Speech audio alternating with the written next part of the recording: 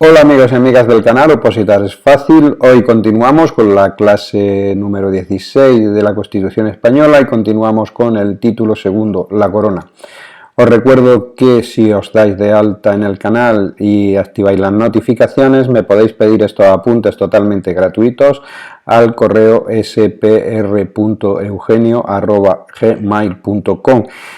Os iré remitiendo sucesivamente todos los apuntes que vayan saliendo en el canal para que podáis trabajar con ellos a la vez que escucháis los vídeos. Hoy dentro del título segundo de la corona hablamos del artículo 64 que habla del refrendo de los actos del rey. Y este artículo dice que los actos del rey serán refrendados por el presidente del gobierno y en su caso por los ministros competentes. Primero tenemos que tener claro qué es el refrendo. El refrendo es una firma junto a la del rey en la cual se autoriza en cierto modo esa disposición que el rey ha firmado y se asume la responsabilidad de esos hechos, puesto que, como sabemos, el rey es totalmente inviolable e inimputable, con lo cual toda esa responsabilidad de esos actos firmados por el rey la asume la persona que los refrenda. Normalmente esos actos vienen refrendados por el presidente del Congreso, por el presidente del gobierno o por los diferentes ministros. Por lo tanto, de los actos del rey serán responsables las personas que lo refrenden. O sea que de aquí hay que quedarse claro con ese concepto. De todos esos actos son responsables las personas que lo refrenden. Ahora pasamos al artículo 65, que habla de la casa del rey. Este artículo dice que el rey recibe unos presupuestos del Estado en una cantidad para el sostenimiento de su familia y su casa.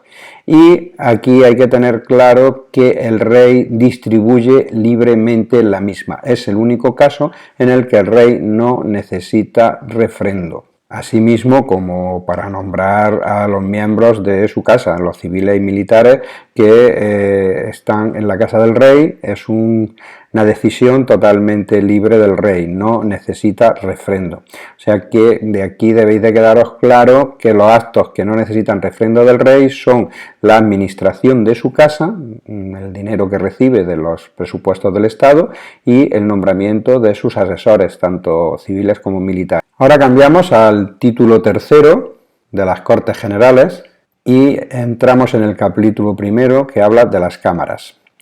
En el artículo 66 dice que las Cortes Generales representan al pueblo español y están formadas por el Congreso de los Diputados y el Senado.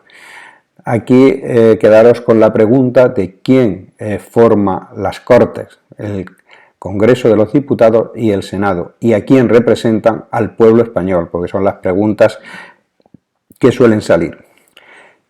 ¿Qué ejercen las cámaras? Pues ejercen la potestad legislativa del Estado, o sea, la capacidad de hacer leyes, aprueban los presupuestos, el dinero de que dispone el Estado, controlan la acción del gobierno, tienen una fiscalidad, un control sobre los actos del gobierno y tienen las demás competencias que les atribuye la Constitución.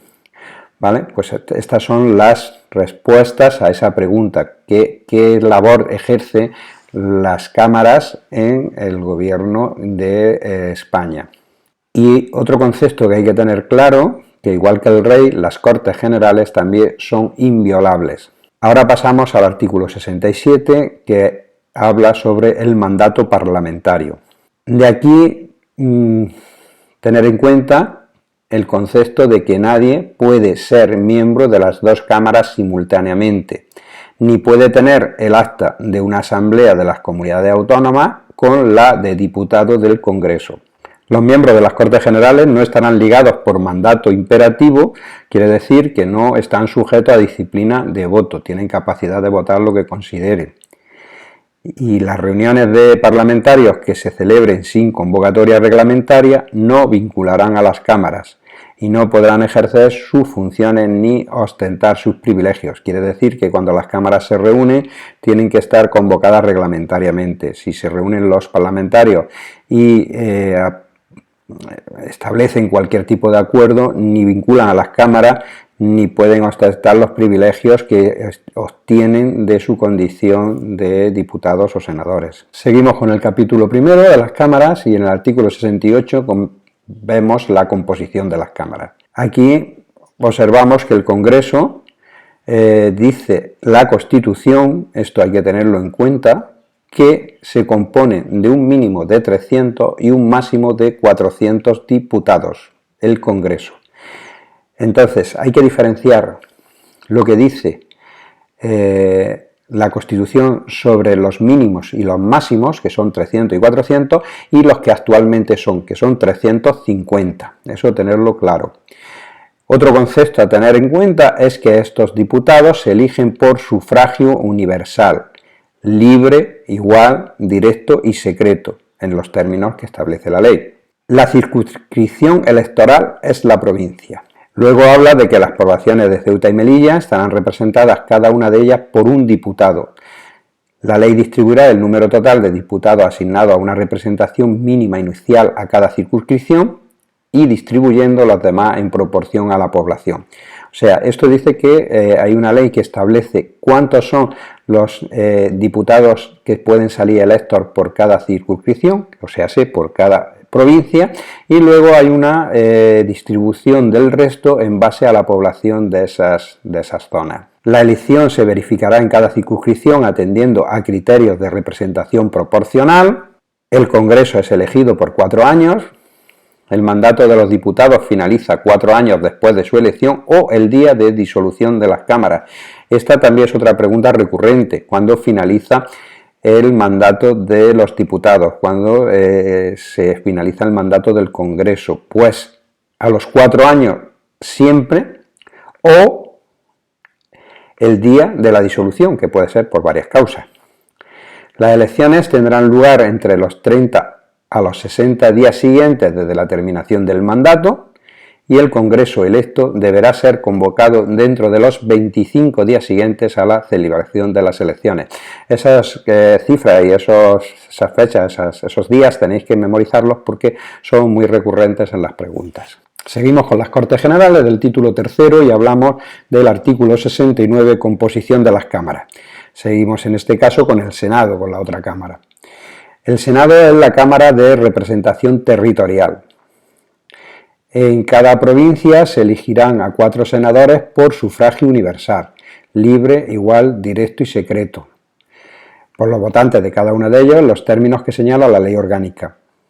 En las provincias insulares, en las islas, cada isla o agrupación de ellas, con cabildo o consejo insular, constituirá una circunscripción afecta de elección de senadores, correspondiendo 3 a cada una de las islas mayores, Gran Canaria, Mallorca y Tenerife, 1 por cada una de las siguientes islas o agrupaciones, Ibiza, Formentera, Menorca, Fuerteventura, Gomera, Hierro, Lanzarote y La Palma, 2 senadores por Ceuta y Melilla, cada una de ellas, y las comunidades autónomas designarán además un senador y otro más por cada millón de habitantes de su respectivo territorio. La designación corresponderá a la Asamblea Legislativa o, en su defecto, al órgano colegiado superior de la comunidad de acuerdo a su estatuto y a una adecuada representación proporcional. El Senado es elegido por 4 años y el mandato de los senadores finaliza 4 años después de su elección o el día de disolución de las cámaras. Aquí vuelvo a repetiros que lo importante es que os quedéis con la distribución, cómo se distribuyen los senadores en base a las siguientes o a sus diferentes territorios de elección. Es muy frecuente las preguntas sobre cuántos senadores corresponden a Gran Canaria, Mallorca, Ibiza, Formentera. Esas cuestiones las tenéis que tener claras, igual que Ceuta y Melilla. Y luego lo de que hay un senador por cada comunidad autónoma y otro más por cada millón de habitantes de esa comunidad. O sea que cuando preguntan sobre una comunidad concreta, tenemos que hacer la fórmula correspondiente. ¿Cuántas son las que corresponden en sí por la comunidad y cuántas por cada millón de habitantes? Eso es tenerlo claro y luego no es complicado. Luego dice este artículo 69 que son electores y elegibles todos los españoles que estén en el uso de sus derechos políticos. Electores quiere decir que pueden elegir, y elegibles, que pueden ser elegidos para el Senado y para el Congreso todos los españoles que estén en uso de sus derechos políticos. La ley reconocerá y el Estado facilitará el ejercicio de derechos a sufragio de los españoles que se encuentren fuera del territorio de España. Siguiendo en el título tercero de las Cortes Generales y en el capítulo primero que habla de las cámaras, tenemos el artículo 70 que habla sobre las incompatibilidades e inelegabilidades. En este artículo vemos que la ley electoral determina las causas de inelegabilidad e incompatibilidad a los diputados y senadores, que comprenden en todo caso a los componentes del Tribunal Constitucional, a los altos cargos de la Administración del Estado que determine la ley con excepción de los miembros del Gobierno, al Defensor del Pueblo, a los magistrados, jueces y fiscales en activo, a los militares profesionales y fuerzas y miembros de fuerzas y cuerpos de seguridad y policía en activo y a los miembros de las juntas electorales. La validez de las credenciales de los miembros de ambas cámaras estarán sometidas al control judicial en los términos que establece la ley electoral. El artículo 71 habla de la inviolabilidad e inmunidad parlamentaria y aquí vemos que los diputados y senadores gozan de inviolabilidad por las opiniones manifestadas en el ejercicio de sus funciones. Durante el periodo de mandato de los diputados y senadores gozarán asimismo de inmunidad y solo podrán ser detenidos en caso de flagrante delito. No pueden ser inculpados ni procesados sin la previa autorización de la Cámara respectiva. En la causa contra diputados y senadores será competente la Sala de lo Penal del Tribunal Supremo y los diputados y senadores percibirán una asignación que será fijada por las respectivas cámaras. De aquí las preguntas normales son cuándo gozan de inviolabilidad los senadores y diputados, que es mientras sean opiniones manifestadas en el ejercicio de sus funciones. Luego, cuando hablan de la inmunidad, cuándo se puede detener a un diputado o a un senador, solo en caso de flagrante delito. En caso de ser inculpados, ¿quién tiene que autorizar ese procedimiento para ser procesados y puestos a disposición judicial? Tiene que ser la Cámara correspondiente, o sea, el Senado para los senadores y el Congreso para los diputados. ¿Y quién es competente para juzgar a estas personas en caso de que las respectivas cámaras hayan dado esa autorización, ese suplicatorio que se llama así, para que sean procesados algunos de sus miembros? Es la Sala de lo Penal del Tribunal Supremo. Esa también es una pregunta bastante recurrente. Luego de que la asignación de los senadores y diputados, ¿quién lo establece? Pues una pregunta que se presta a confusión, lo establece la misma Cámara a la que pertenece. Seguimos con el título tercero y ahora en el artículo 72 hablamos del reglamento de las cámaras. Dice que las cámaras establecen sus propios reglamentos, que autorizan sus presupuestos en base a sus comunes acuerdos, regulan el estatuto del personal. Los reglamentos y sus reformas son sometidos a una votación final sobre la totalidad que requiere la mayoría absoluta. O sea, de aquí hay dos preguntas. Las cámaras establecen sus propios reglamentos y cómo se autorizan estos reglamentos o estos estatutos o estas disposiciones de las cámaras, con qué tipo de mayoría, la mayoría absoluta. Las cámaras eligen a sus respectivos presidentes y a los miembros de sus mesas. Cuando hay una sesión conjunta entre ambas cámaras, esta es presidida por el presidente del Congreso y se rigen por un reglamento las Cortes Generales aprobado por mayoría absoluta de cada cámara. Esas son las cuestiones a tener en cuenta. ¿Quién preside las sesiones conjuntas? El presidente del Gobierno. Y cómo se aprueba el reglamento de las Cortes Generales, por medio de mayoría absoluta de cada cámara. Los presidentes de las cámaras ejercen en nombre de las mismas todos los poderes administrativos y facultades de policía en el interior de sus respectivas sedes. Esto de policía significa que el presidente de la Cámara es la autoridad de referencia para todo el personal de seguridad en el servicio de la misma, sino que además tiene que tomar las medidas que estime oportunas en cuanto al orden de la institución se vea alterada.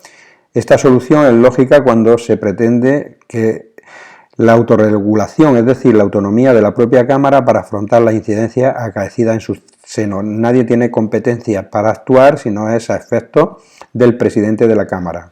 El artículo 73 habla de las sesiones de las cámaras y establece que se reunirán anualmente en 2 periodos ordinarios de sesiones. El primero de septiembre a diciembre y el segundo de febrero a junio. Recordad a la hora de memorizar estos periodos de sesiones que el primero cronológicamente con el año corresponde con el segundo semestre. El primero corresponde a septiembre a diciembre y el segundo corresponde al primero de febrero a junio. Quiere decir que está cronológicamente cambiado el concepto de orden de los periodos de sesiones con el orden natural del año. Es una regla memotécnica para que luego no os sorprenda. Las cámaras pueden reunirse en sesiones extraordinarias a petición del Gobierno, de la Diputación Permanente o de la mayoría absoluta de los miembros de cualquiera de las cámaras. Las sesiones extraordinarias deberán convocarse sobre un orden del día determinado y serán clausuradas una vez que éste haya sido agotado. El artículo 74 habla que las cámaras se reunirán en sesión conjunta para ejercer las competencias no legislativas que el título segundo atribuye expresamente a las Cortes Generales. Las decisiones de las Cortes Generales previstas en los artículos 94.1, 145 y 158.2 se adoptan por mayoría de cada una de las cámaras. En el primer caso, el procedimiento se iniciará por el Congreso y en los otros 2 por el Senado. En ambos casos, si no hubiera acuerdo entre el Senado y el Congreso, se intentará obtener por una comisión mixta compuesta de igual número de diputados y senadores. La comisión presentará un texto que será votado por ambas cámaras. Si no se aprueba de la forma establecida, decidirá el Congreso por mayoría absoluta. Ahora, siguiendo con el capítulo primero de las cámaras, el artículo 75 habla del funcionamiento. Y aquí hay que tener claro que las cámaras pueden funcionar de 2 formas, en pleno o por comisiones. Las cámaras podrán delegar en comisiones legislativas permanentes la aprobación de proyectos o proposiciones de ley. El Pleno, no obstante, puede recabar en cualquier momento el debate y votación de cualquier proyecto o proposición de ley que haya sido objeto de esta delegación. Queda exceptuado de este apartado lo de las comisiones legislativas, la reforma constitucional, las cuestiones internacionales, las leyes orgánicas, las de bases y los presupuestos generales del Estado. O sea que esta es una pregunta que no se puede delegar a las comisiones legislativas, pues la reforma constitucional, todas las cuestiones internacionales, las leyes orgánicas, las leyes de bases y los presupuestos generales del Estado. Eso tenerlo claro. El artículo 76 habla de la comisión de investigación y dice que el Congreso y el Senado, y en su caso ambas cámaras conjuntamente, podrán nombrar comisiones de investigación sobre cualquier asunto de interés público. No delimita los conceptos, habla de cualquier asunto de interés público, ¿vale? Esas comisiones de investigación se pueden hacer para investigar cualquier cosa que sea susceptible de interés general. Sus conclusiones no serán vinculantes para los tribunales, quiere decir que las conclusiones que saca esta comisión de investigación no son vinculantes, o sea, no ejercen ninguna autoridad o influencia legal sobre los tribunales, ni afectan a resoluciones judiciales, sin perjuicio de que el resultado de esta investigación sea comunicado al Ministerio Fiscal para que, si procede, se ejerzan las acciones legales oportunas. Será obligatorio comparecer a requerimiento de las cámaras y la ley regulará las sanciones que puedan imponerse por incumplimiento de esta obligación. Entonces la pregunta ¿es obligatorio comparecer ante requerimiento de las cámaras? Sí. Y si no, pues será sancionado en base a ley con lo que corresponda. El artículo 77, seguimos dentro del capítulo primero de las cámaras del título tercero, habla de las peticiones a las cámaras. Las cámaras pueden recibir peticiones individuales y colectivas, siempre por escrito, quedando prohibida la presentación directa por manifestaciones ciudadanas. O sea, las peticiones a las cámaras se pueden hacer tanto en forma individual y colectiva, con punto primero, que hay que tener en cuenta, pero siempre por escrito, esa es la cuestión clara, siempre por escrito, y queda expresamente prohibida hacer cualquier tipo de reclamación directa o manifestarse ante las cámaras de cualquier forma. Las cámaras pueden remitir al gobierno las peticiones que reciban y el gobierno está obligado a explicarse sobre su contenido, siempre que las cámaras se lo exija. O sea que esa remisión de esas peticiones el gobierno las recibe a través de las cámaras y estas tienen que dar explicaciones si las cámaras así lo exigen. El artículo 78 habla de las diputaciones permanentes y establece que en cada cámara habrá una diputación permanente compuesta por un mínimo de 21 miembros. Esa es una pregunta también muy usual. ¿Cuántos miembros componen la Diputación Permanente del Congreso o del Senado? 21, que representa a los grupos parlamentarios en proporción a su importancia numérica. Las diputaciones permanentes son los grupos que se establecen de esta forma, como dice este artículo, y que en realidad lo que hacen es ejercer la función de guardia de las cámaras cuando éstas no están en el ejercicio de sus correspondientes periodos de trabajo. La Diputación Permanente siempre está presidida por el presidente de la Cámara respectiva, o sea que cuando las cámaras no están ejerciendo su labor parlamentaria, el presidente tiene que ejercer la presidencia a su vez de la Diputación Permanente. Tienen como funciones previstas el artículo 73 la de asumir las facultades que correspondan a las cámaras, de acuerdo con los artículos 86 y 116, en caso de que éstas hubieran sido disueltas o hubiese expirado su mandato, y la de velar por los poderes de las cámaras cuando éstas no estén reunidas. O sea, también aparte, no están reunidas dentro de su periodo de sesiones, pues también cuando son disueltas o están los plazos que hay entre elecciones, siempre tiene que haber una diputación permanente para que no haya ningún tipo de dejación de funciones en cuanto al Congreso y al Senado. Expirado el mandato en caso de disolución, las diputaciones permanentes seguirán ejerciendo sus funciones hasta la constitución de las nuevas Cortes Generales. Reunida la Cámara correspondiente, la Diputación Permanente dará cuenta de los asuntos tratados y de sus decisiones. El artículo 79 habla de la adopción de acuerdos y dice que para adoptar acuerdos las cámaras deben de estar reunidas reglamentaria y con asistencia de la mayoría de sus miembros.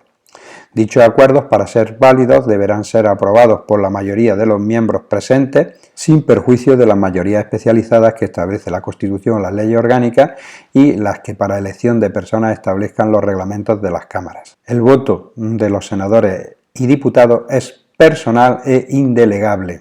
Luego, el artículo 80 habla de la publicidad de sesiones y dice que las sesiones plenarias de las cámaras serán públicas, salvo acuerdo contrario de cada cámara, adoptado por la mayoría absoluta o con arreglo a reglamento. Bueno, con esto finalizamos la clase número 16 de la Constitución Española y os animo a seguir trabajando sobre este temario porque es uno de los que salen más preguntas en la oposición, puesto que la Constitución, la Carta Magna, es uno de los aspectos más importantes y en la mayoría de las oposiciones se hace bastante hincapié sobre ella.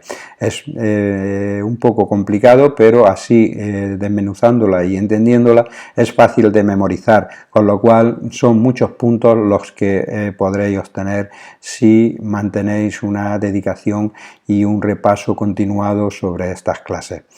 Os recuerdo que opositar es fácil si sabes cómo y os emplazo al próximo vídeo y os animo a seguir estudiando.